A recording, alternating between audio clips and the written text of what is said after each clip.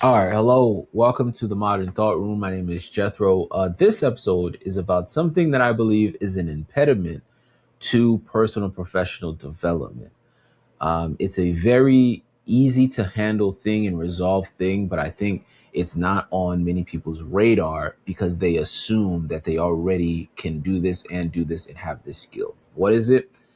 It's the ability to recognize what other people do well.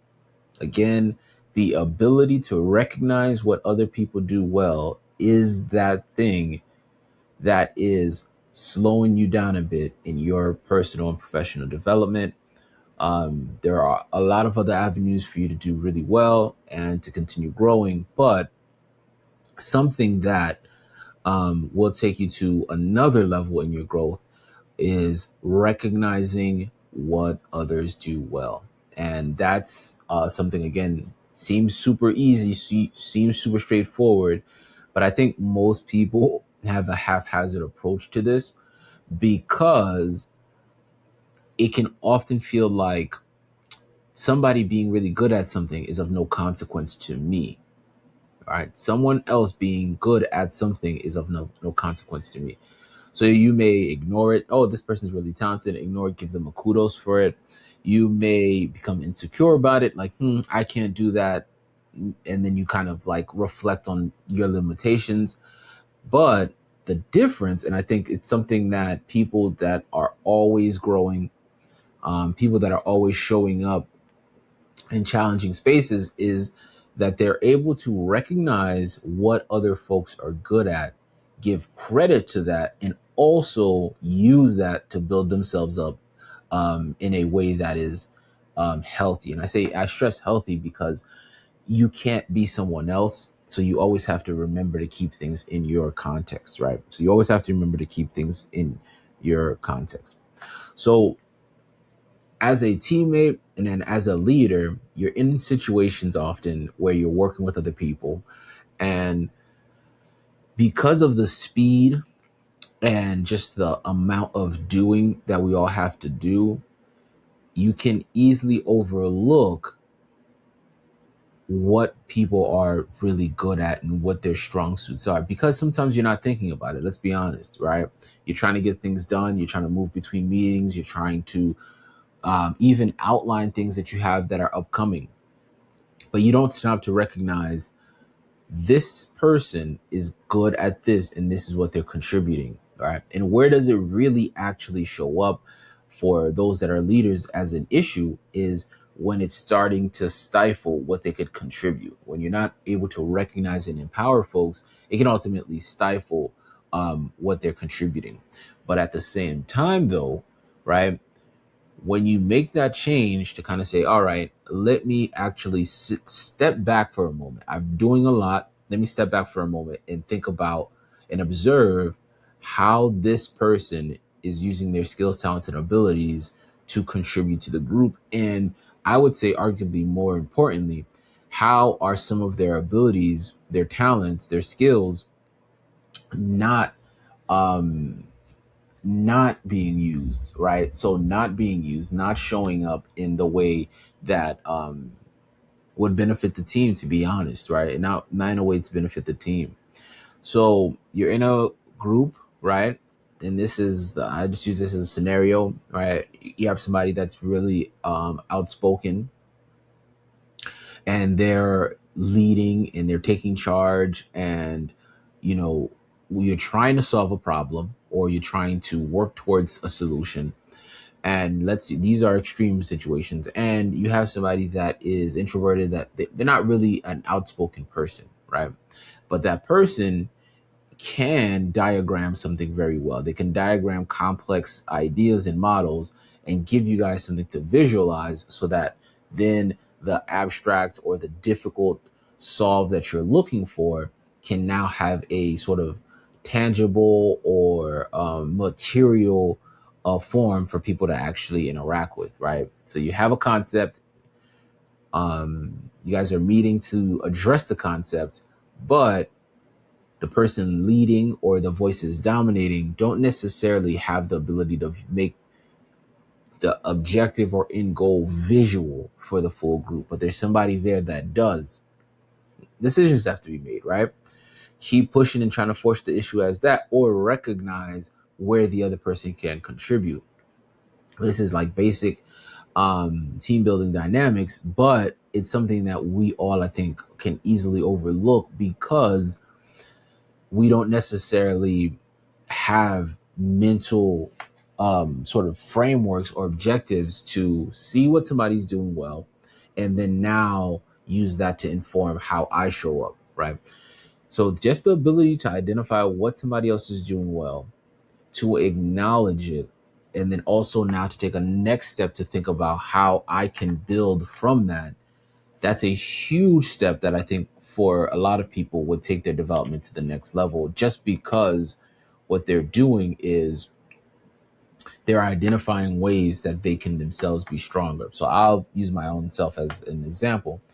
At work, what I do is, and this is both, I mean, even just outside of work, whether it be serving at church, whether it be in the community, one of the things that I always do, and this is why I'm essentially making this episode too, is I recognize what folks are good at and I acknowledge it, and then I think about it and compare to where I am and where my standing is.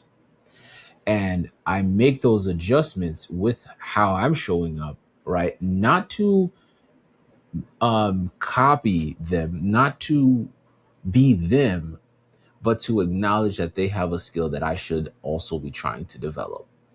And why is this important? Because there are more sort of nuanced or soft skills that make big differences, especially in group settings, that if you don't recognize it and pay attention to, you will overlook it and stunt your own growth, right? So this is not this person knows how to code, I don't know how to code, right? That's not necessarily it. This is more of this person knows how to make people feel comfortable, I don't know how to make people feel comfortable. First of all, actually, acknowledging that is a big step in the first place. Acknowledging that you don't know how to make people feel comfortable, that's a big step in the first place. So I don't want to first you need to be able to have some type of awareness to see, and accept where you're lacking. But yeah, so going back to the episode is the work thing or context. I'll be working with folks, and this is across all of my different places that I've worked, and I've seen people do small things really well that as somebody just observing, I see that the ripple effect is actually quite large. Why? Because they're doing something that now other people don't have to think about. And sometimes, unfortunately, it's stuff like that can be taken for granted. Ideally, if this is you, you don't take it for granted, but some stuff like that does get taken for granted. But I recognize what they do, whether it be the way that they prepare, right? The way that they prepare, the way that they transition, the way that they deflect, even deflecting. Some people, and I know some of you guys have been in meetings with folks that know how to deflect really well. I don't think, I'm not necessarily the best deflector like that, and that's not necessarily a good thing, right? So you don't need to answer every question, right? Sometimes I know I've gotten myself into a jam here and there when I've actually tried to answer questions I should not have been trying to answer, right? But slowing down when I have the opportunity and saying, okay, this is what I observe that this person has done really well. They acknowledge the question, they acknowledge their limitation in a professional and sound way, and they redirected to something that was still mutually beneficial, right? Mutually beneficial, right? And I was sitting back and I was like, okay, if that was me in that situation, what would I have done? I probably would have froze.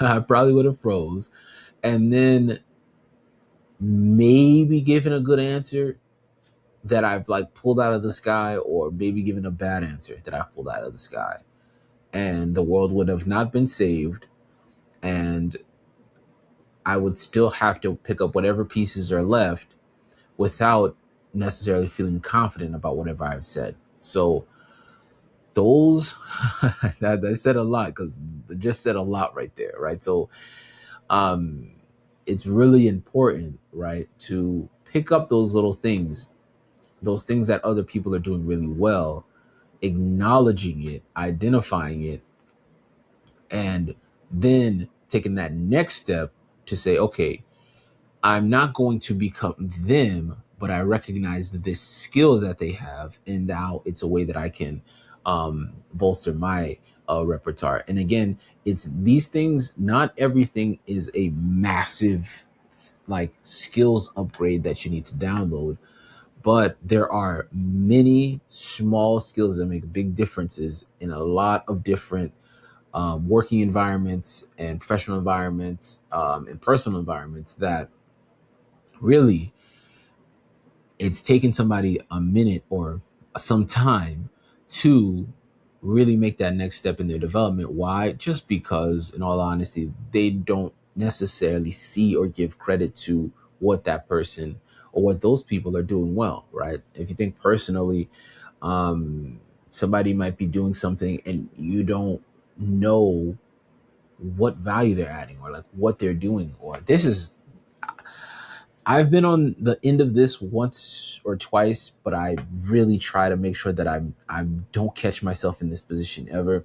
Is coming into a situation and making assumptions and not knowing who contributed what. That that is a big mistake. I think more often than not it happens. I think I would say more personally than professionally, but not knowing what actually went into something and then passing a judgment, right, shows your limitation. And not only does it show your limitation, it shows an unwillingness to learn, an unwillingness to learn, right? When you have a willingness to learn, what do? You pick things up like a sponge. Sometimes it could be, again, haphazard, not doing it on purpose, unintentional. But what I'm calling on folks to do in this episode, in this moment, is to slow down and say, hey, I recognize that such and such does this very well in this context. What does that mean for my skill set? And how can I make a few changes to get about different results and make more of an impact? I think that's a big hurdle in people's way when it comes to development. Why? Because development takes time, but a lot of it you can't since you'll never have all the answers and you'll never be the perfect avatar, right? You'll always need refinement.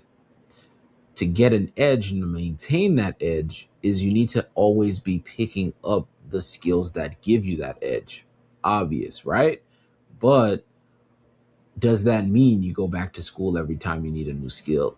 Does that mean you go and take 10, 15 courses? Does that mean that you read 100 books a month, right? What does that actually mean? It means you can do any number of those things depending on what your context is, but it also means that you need to be observant of the evidence of talent, skills, contribution, and impact live. The people that are on the sides of you, right or left, work with you, that are your teammates, those that are reporting to you, those that are your subordinates, they are live representations of talent and talent's impact. Your ability to identify that, put the two together, also have your skill set and contribution in mind, and wed the two is one thing that I think will always give you a opportunity to grow, and ultimately doing this consistently will produce growth in you that outpaces those around you, which ultimately is one of the things that we all kind of want to do, not because we want to be better than people necessarily, but because we recognize that we do want to contribute and add value, right? Everyone has this desire to contribute and add value. I think there's a stigma that folks just want to add value just to dominate. I think there's a lot of talent that rises to the top that it does come off a bit like, hey, we're just here to dominate folks. But I think the mass folks, people just want to be able to contribute and have their talent recognized, right? And I think that is something that um, is easily overlooked. It's easy overlooked, and as we're growing and as we're investing in ourselves, we can easily miss the live representations of talent being effective. And that's anytime you see someone do something where you recognize and say, oh, they did that really well, or that is a case study that you have in your own development that you can then now use to fold in new skills and abilities so that you continue to grow and you don't stop, right? Like if you reach a roadblock and you're like, man, like where do I go after this?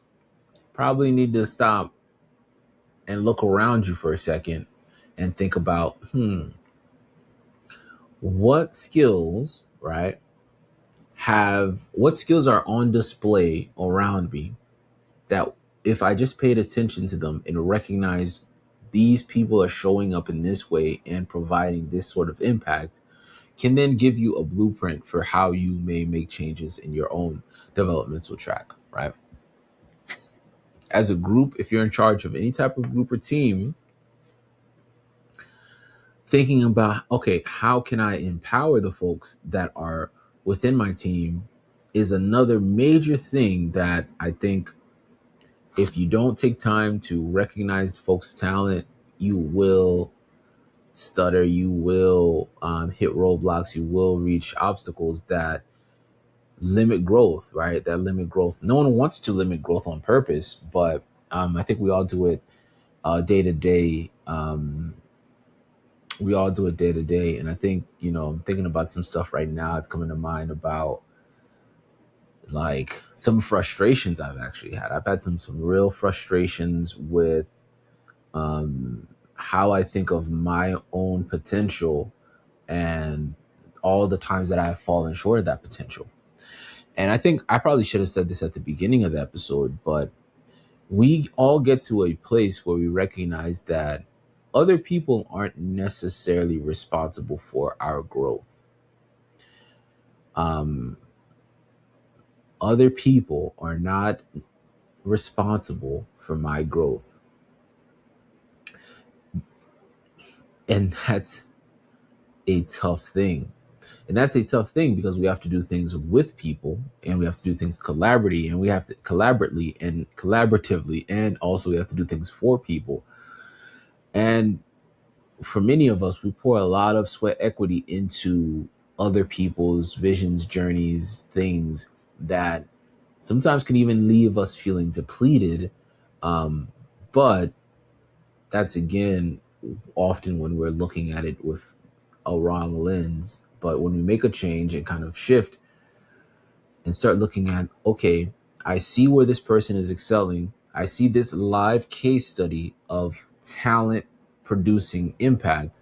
Now I just need to compare myself. Not, I was hesitant to use compare the whole episode just because it's a fraught word, but how do I compare, right? And ultimately use to better myself, right? Again, this is different from you just finding a teacher or a coach or a mentor or a course or a program or a degree. This is different than necessarily than just going in adding skills that you go and study for. This is a mindset and heart posture where you are giving credit where credit is due.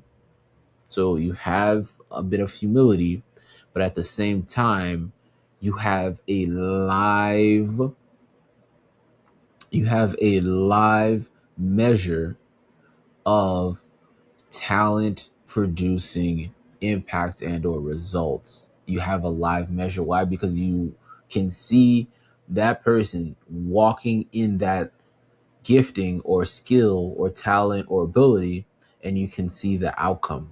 You can see the outcome. Sometimes people might not see the outcome, right? You have your own vantage point. You can see based on what you need to take steps forward. You can say, I see what they did there. Now, what would I have done? Oh, I would have done it there. I would have done it like this. Then let me now slow down and now think about what I actually need to do to build this skill to kind of continue moving myself forward. And more often than not, starting to just really give credit to where it's due, where people are really doing their thing, not just leaving it there, right? So not just clapping, oh, this person's amazing, clap, clap, clap, but stopping and saying, okay, now this is something that I can work on in my context, right? So that I am not just trying to reproduce something that I've seen somebody else do, right? What is that? What's the root of that talent, skill, or ability that they're operating in that is producing these results that I now need to go back and um, reconsider how I'm doing that, right? How am I speaking to people? I noticed that this person is a person that can get folks to calm down. Is that me? Is that something that I think is a unique thing that only one person can do? Is that something that I can start working on? Is that something in this context that was right but might be wrong in another context, right? But again, take some time while you're around folks that are really talented. Every one of us is around at least one other person that's very talented. The things that you see that they do really well, don't necessarily set out to reproduce it, but use it as a way to gauge where you are in your development and set different markers for yourself to strive for so that you can continue growing and continue contributing, right? Again, everyone has talent and ability and they want to be somebody to provide value. Sometimes we can get discouraged because it takes a lot of work.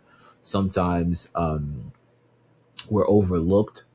There's people that are responsible for our development, even though I said we're responsible for our own development. Structurally, there are people sometimes that are responsible for our development that drop the ball.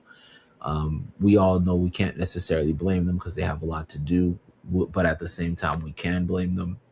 Stuff is simple, stuff is complicated, but do your best to acknowledge what folks are good at. Use that then to then build up your skill set, not as a carbon copy, but in recognition of how a given talent, skill, or ability showed up in a particular context. All right. Um, if this episode resonated with you, leave a comment, leave a question. Thank you for your time. Peace. Ciao. Adios.